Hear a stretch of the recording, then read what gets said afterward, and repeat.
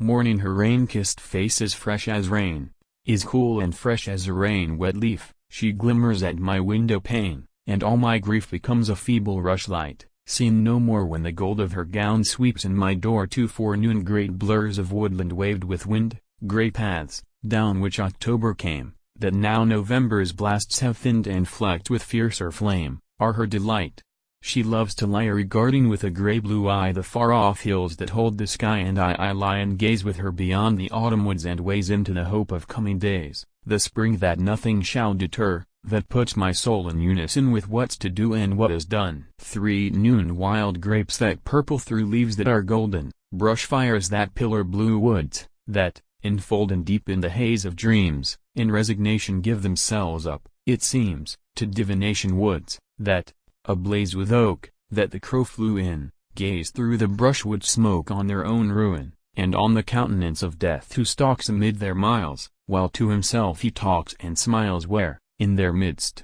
noon sits and holds communion with their greys and golds, transforming with her rays their golds and greys, and in my heart the memories of dead days. For afternoon wrought iron hues of blood and bronze, like some wild dawns, make fierce each leafy spire of blackberry briar, where, through their thorny fire, she goes, the afternoon, from wood to wood, from crest to oak-crowned crest of the high hill lands, where the morning stood with rosy ribboned breast. Along the hills she takes the tangled path unto the quiet close of day, musing on what a lovely death she hath. The unearthly golden barrel far away banding the gradual west, seen through cathedral columns of the pines and minster naves of woodlands arched with vines, the golden couch, spread of the setting sun, for her to lie, and me to gaze, upon. Evening the winds awake, and, whispering, shake the aster flower whose doom is sealed, the sumac bloom bows down its bloom, and, blossom bared of the field,